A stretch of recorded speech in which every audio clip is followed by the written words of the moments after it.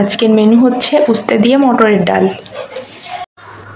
উস্তে মটরের রেসিপির জন্য যা যা লাগছে, প্রথমে মটর ডাল এভাবে ধুয়ে রেখে দেওয়া হয়েছে। উস্তেগুলোকে এভাবে গোল গোল করে চাপ চাপ করে কেটে রাখা হয়েছে। ফোড়নে লাগছে রাঁধুনি, শুকনো ঝাল, তেজপাতা আর মেথি। এবার প্রেসার কুকারে ডালগুলো দিয়ে পরিমাণ মতো জল দিয়ে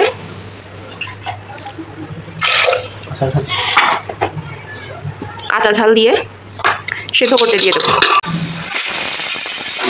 ডাল সেদ্ধ হয়ে গেছে, এখন এতে হলুদ দিয়ে দেব। এবার ডালটাকে ঘুটে নেব।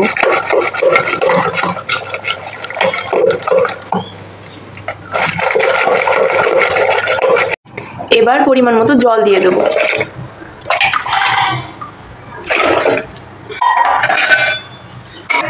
পরিমাণ মতো লবণ দিয়ে দেব।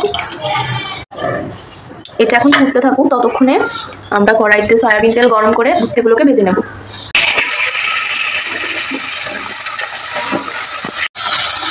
এবার লবণ আর হলুদ দিয়ে উস্তেগুলোকে ভেজে নেব ভালোভাবে।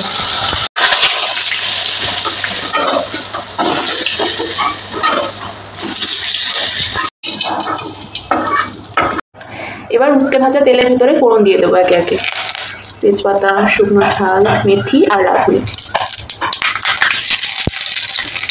সামান্য পরিমাণে আদা বাটা।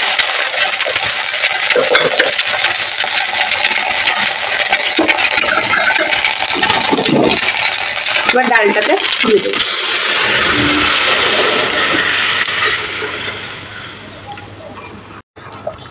এবার ভেজে রাখা উস্তেগুলো ডালের ভেতরে দিয়ে দেবো।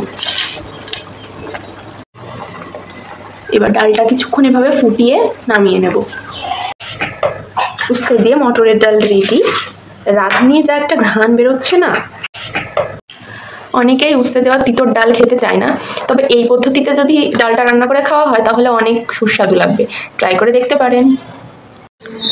আজকে আমাদের নিরামিষ মেনুতে রয়েছে লাল শাক ভাজা, উস্তে দিয়ে মটরের ডাল, আলু বাদাম ঝুরঝুরে করে ভাজা, আমের টক।